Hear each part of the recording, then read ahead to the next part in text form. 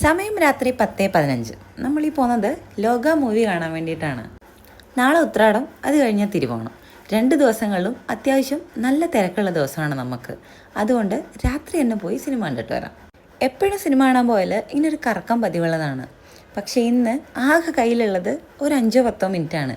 സാരമില്ല, ആ സമയം കൊണ്ട് നമുക്കൊന്ന് കറങ്ങിക്കളയാം. നാളെ നമുക്ക് ഓണത്തിന് വേണ്ടിയുള്ള ചെറിയ ഷോപ്പിങ്ങും കാര്യങ്ങളൊക്കെ ഉണ്ട്.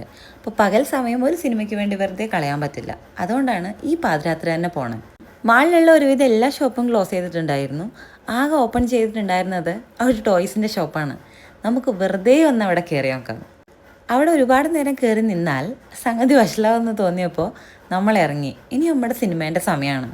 ഈ ഒരു സമയത്തും മൂവി കാണാൻ വേണ്ടി അത്യാവശ്യം നല്ല ആൾക്കാരുണ്ടായിരുന്നു.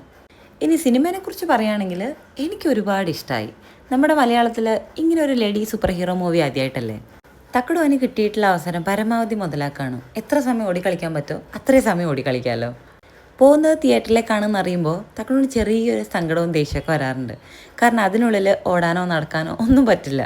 അതുകൊണ്ട് തന്നെ കയറുന്ന തിയേറ്ററിലേക്കാണെന്ന് അറിഞ്ഞപ്പോൾ തക്കടുവിനൊരു ചെറിയൊരു ചീക്കുണ്ടായിരുന്നു.